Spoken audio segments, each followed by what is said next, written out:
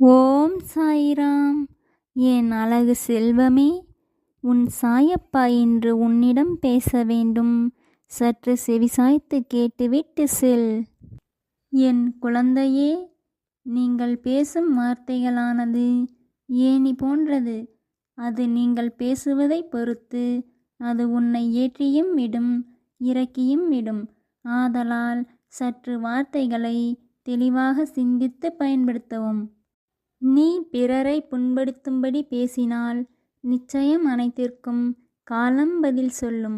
ஆதலால் உன் வாயிலிருந்து வரும் சொற்கள் பிறரை புண்படுத்தாமல் இருக்கும்படி பார்த்துக்கொள்.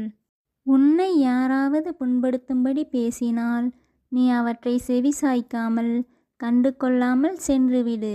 உன் வாழ்க்கையில் வெற்றி பெற வேண்டுமென்றால் பிற விமர்சனங்கள் உன்னை நோக்கி வரத்தான் செய்யும்.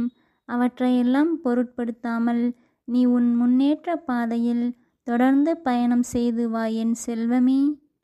கடிகாரத்திற்கு பேசும் சக்தி கிடையாதுதான், ஆனால் காலம்தான் எல்லாவற்றிற்கும் பதில் சொல்லும். நீ அனைவரையும் நேசி, மரியாதையாக நடந்து கொள். ஆனால் அவர்கள் சொல்லும் அனைத்திற்கும் தலை சாய்த்து இருந்து விடாதே. அது பிறகு உனக்கே ஆபத்தாக முடியும். ஜெய் சாய்ராம்.